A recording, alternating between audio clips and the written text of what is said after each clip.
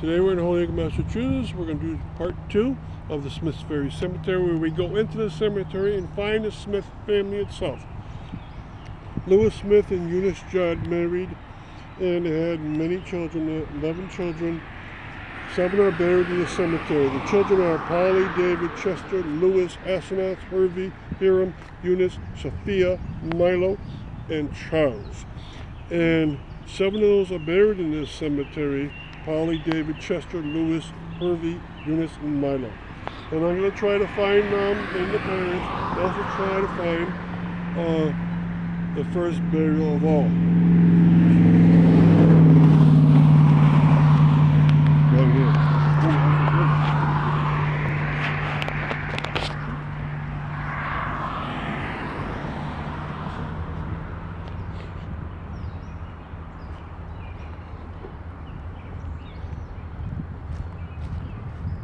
Okay, so here we go into Smith's Ferry Cemetery. We've already talked at length in part 1 about the northern edge of it, where we got to meet the Underwood family. But today we really want to find the Lyman family.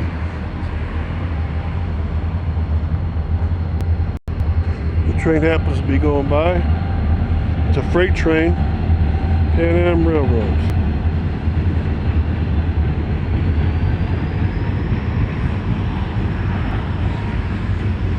Alright, so the Underwood family is in the back north. And we talked a lot about Richard Underwood went off to the Civil War. He and his parents both have zinc gravestones, and the parents are in Belchtown.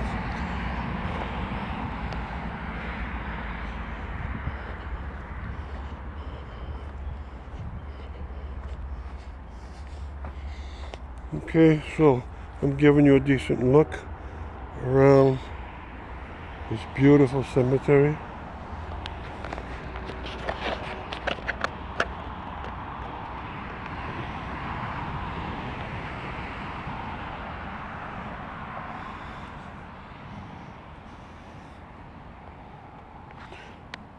Okay, we really want to find Smith's family, and what do? This is Hervey Smith, one of the sons, died in 1871. He's the one that took on the responsibility of the ferry from other families and ran it. The family ran it for about 50 years. And so he is the one that this area is named after, Hervey Smith, the ferry person, Smith's Ferry. And his wife next to him is Lucy B. He supposedly met her one day on the ferry. Well, that might be a rumor. And one of their childs is here, John Smith. And one of the sons is over here, one of the grandchildren.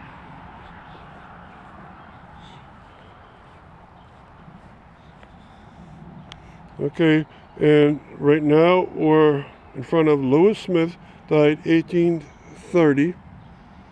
And he was one of the many sons.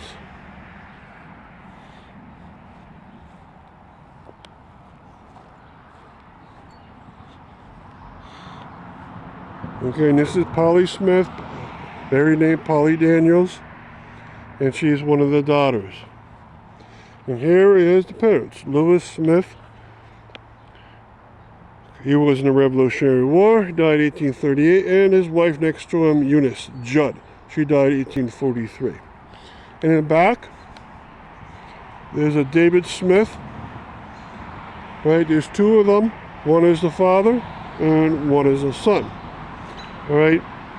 So the one over here is the father. He's next to Amanda, but Amanda is not his wife. So David Smith is the father of the other David Smith.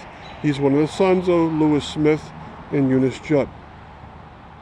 All right, and his wife is to the other side, and that's Amanda Green.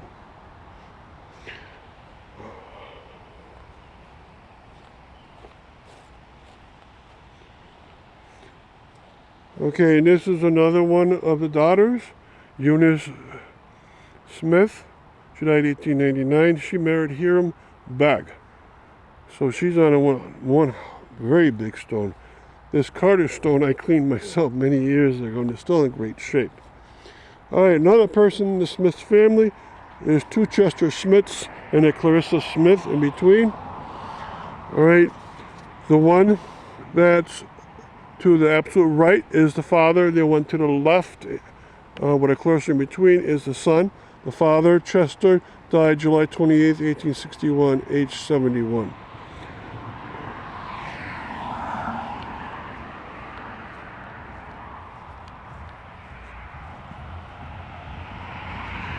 Okay, now we see here a Rachel Lyman. She's the first burial within this cemetery. I think the year she's buried, 1806. She is the oldest one here. Rachel Lyman. Her parents' names are Elias. Okay, and the rest of the Lyman family is in the row next to her. And as you descend here, you'll see other families. The Parsons family, where Alcehels Parsons was in the Revolutionary War and has a stone for that. Rebecca, his wife, next to it. Now, there are some footstones in this cemetery. The headstone is pointing the wrong way. The headstone should be pointing away from the road and toward the west. So those headstones out there are pointing the wrong way, but the footstones are pointing in the correct direction. They should point toward the east, and they are. Elias Lyman's is there. Hannah Lyman is right there. And this is probably Alcehels Lyman's. All right. So there are still footprints in footstones in the cemetery, and that's a wonderful sight. All right. This one right here is another footstone for a Benjamin Cargill. So there are several footstones still inside this cemetery. All right, we're passing Jonathan Parsons in the Revolutionary War also.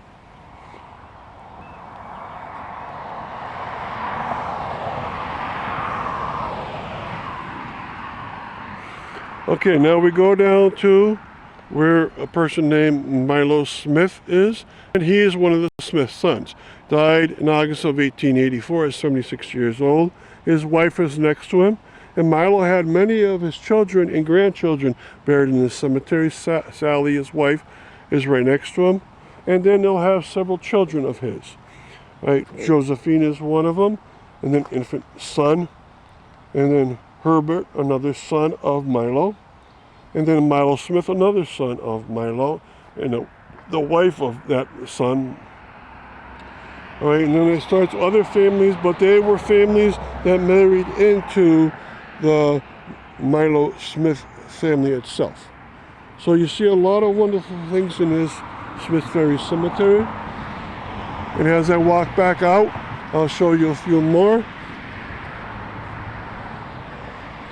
Justin Waite's stone has deteriorated quite a bit. It needs to be repaired. Many of the stones in the cemetery have been repaired. 20 of them, in fact, have been repaired. But you see his in desperate need. And Lucina, his wife. And he owned a house very close by, just like the Smith family owned houses. They owned about 5 houses. And most of the families in here that came later used this because it had turned it from a family cemetery into a bit of a neighborhood cemetery. Right, here's the Mundell family back row, Hinks family front row, and we're finally making our way out.